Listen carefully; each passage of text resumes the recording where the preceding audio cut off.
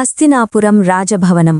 భీష్ముని కాపరి కింద రాజు పాండు మరియు రాణి కుంతి పాండవుల జన్మానికి సాక్ష్యంగా నిలుస్తారు. ధృతరాష్ట్రుడు మరియు గాంధారి సంతాపంలో కొత్త జీవన సంకేతాల్ని చూస్తారు. రాజ్యాంగ ప్రాంగణంలో యువ పాండవులు, కౌరవులు వ్యాయామంలో పాల్గొంటున్నారు. కృష్ణుడు ఆ సందర్భాన్ని నిశ్శబ్దంగా పరిశీలిస్తున్నారు. భీష్ముడు రాజాకు నిబద్ధతతో తన జీవితాన్ని రాజ్య పరిరక్షణకు అంకితం చేస్తారు. ఈ వ్రతం భవిష్యత్తులో జరిగే మహా సంఘర్షణకు దారిచూపుతుంది. ద్రౌపదీ స్వయంవరానికి రాజభవనంలో అందరు రాజకుమారులు సన్నద్ధు. అర్జునుడు శత్రువులను అధిగమించి లక్ష్యాన్ని చేరుకుంటాడు. మాయాజాలం, ప్రతిభ, ధైర్యం కవచంగా నిలుస్తాయి. పాండవులు ద్రౌపదిని తమ జీవిత సఖ్యంగా స్వీకరిస్తారు. భవనం పూలతో నిండినది. వర్ణరంజిత ఉత్సవాల మధ్య ఆనందం వ్యాప్తి చెందుతుంది. కౌరవ నాయకుడు దుర్యోధనుడు శకునితో పన్ను చేసుకుంటూ పాండవులపై వ్యూహాన్ని ఆలోచిస్తున్నాడు. శకుని మాయాజాలంతో దుర్యోధనుడు ఆశతో చూస్తున్నారు. ద్రౌపది ఆప్యాయతతో పరిస్థితిని గమనిస్తుంది. ద్రౌపది అవమానంతో నిలిచింది. యుధిష్ఠిరుడు బాధలో, దుర్యోధనుడు తుమ్ము తినిపోతున్నాడు. రాజభవనపు అంతస్తులు చీకటిలో, గుండెలో గళం ఊదుతుంది. అరణ్యంలో ప్రవేశించిన పాండవులు ప్రకృతి మధ్యలో కొత్త జీవితం ప్రారంభిస్తారు. భీముడు శక్తివంతంగా, అర్జునుడు సక్రమంగా, యుధిష్ఠిరుడు ధైర్యంగా ముందడుగు వేస్తారు. నీటి ప్రవాహం దగ్గర ధ్యానం చేస్తూ దేవతలు తాను పొందిన శక్తివంతమైన ఆయుధాలను సమర్పిస్తారు. ఆ స్థలంలో మాంత్రిక శక్తులు విస్తరిస్తాయి. భీముడు భారీ రాళ్లను ఎత్తి శక్తిని ప్రదర్శిస్తాడు. వనప్రాణులు ఆశ్చర్యపోతారు. గాలి ఉరకలు కొడుతుంది. ద్రౌపది అరణ్యంలో వంట చేస్తూ, అన్నదానం చేస్తూ పాండవుల శ్రేయస్సును చూసుకుంటుంది. ఆమె సానుభూతి, ప్రేమతో సహనం చూపిస్తుంది. సన్యాసి వైసుడిని కలిసిన పాండవులు జ్ఞానం పొందుతారు. మౌంటైన్ గుహలో కాంతి పూలతో ఆధ్యాత్మిక శక్తి ప్రసరిస్తుంది. కృష్ణుడు నదీతీరంలో పాండవులకు ధర్మాన్ని, వ్యూహాలను సూచిస్తారు. ఆప్యాయతతో శాంతి మరియు జ్ఞానం ప్రసరిస్తుంది. పాండవులు రాజులతో భేటీ అవుతూ మిత్రులను కలుపుకుంటారు. రాజ్యాంగ మండపాలు, సాంస్కృతిక దుస్తులు, సంఘర్షణ సిద్ధమవుతుంది. కురుక్షేత్ర మైదానంలో అర్జునుడు ధైర్యం కోల్పోతాడు. నీ హృదయం ఎందుకు భయంతో నిండింది? నీకు కర్తవ్యాన్ని చేయడానికి హక్కు ఉంది, ఫలితాలపై కాదు. ఆత్మకు జననం లేదు, మరణం లేదు.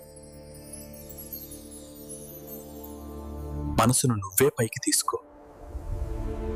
అది నీకు స్నేహితుడు, శత్రువు. ధర్మం తగ్గినప్పుడు నేను అవతరిస్తాను. ఇదే నా విశ్వరూపం. ప్రభు, మీ రూపం అంతులేనిది. నేను భయపడుతున్నాను. నేనే కాలం. లోక వినాశకుడు అర్జునా, ధర్మాన్ని స్థాపించడానికి నేను అవతరిస్తాను.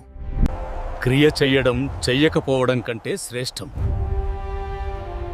నీ మనసే నీ స్నేహితుడు, అదే నీ శత్రువు కావచ్చు. ఫలితంపై ఆసక్తి లేకుండా నీ కర్తవ్యాన్ని నిర్వర్తించు. నన్ను ధ్యానించు, నా భక్తుడవు. నా సందేహాలు తొలగిపోయాయి. మీ ఆజ్ఞను అనుసరిస్తాను. ఓ యోధుడా, లేచి ధైర్యంగా యుద్ధం చేయి. నాకు శరణాగతి చేయి. శాంతిని పొందుతావు.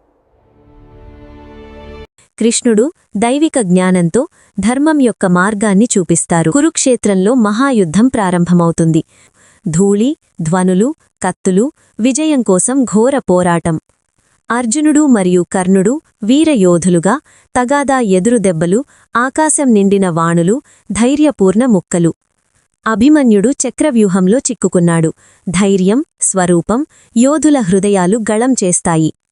భీముడు దుర్యోధనుని మీద దాడి చేస్తాడు. ఘోర యుద్ధం, ధూళి, రౌద్ర దృశ్యం, వీరత్వం ప్రతిఫలిస్తుంది. ద్రోణుడు పడిపోతాడు.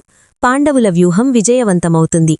యుద్ధం యొక్క గంభీరత, శాంతి కోసం పాదాలు రాలిపోతాయి. కర్ణుడు అర్జునుని కవచానికి ఎదురుపడతాడు.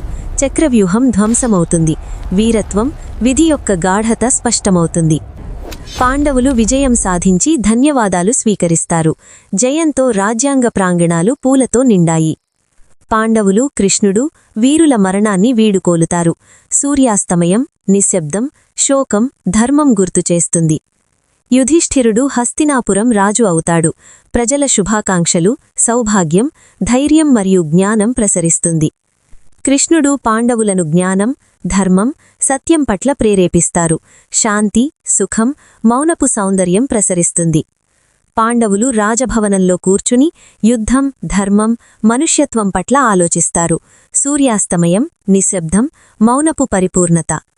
హస్తినాపురం రాజధాని, సూర్యాస్తమయం, నదులు, రాజభవనాలు, జయంతో కూడిన శాంతి, భారత మహాకావ్యం ముగింపు.